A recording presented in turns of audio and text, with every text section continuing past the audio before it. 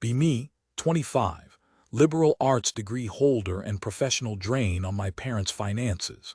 Spent the last 8 months refreshing email tabs and staring at the ceiling until the texture of the plaster started to look like a topographic map of hell. Finally got a bite 3 days ago.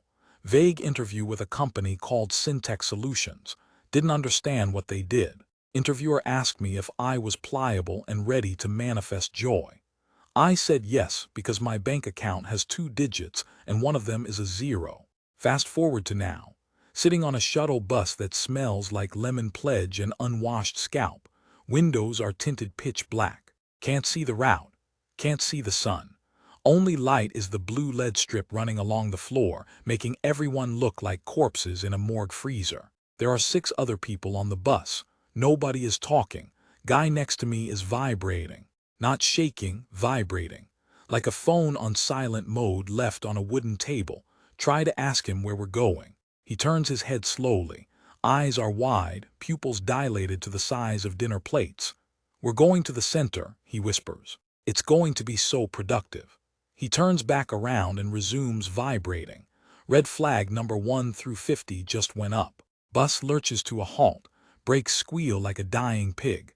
Driver pulls a lever and the door hisses open. Get out, the driver grunts. Step out into blinding white light.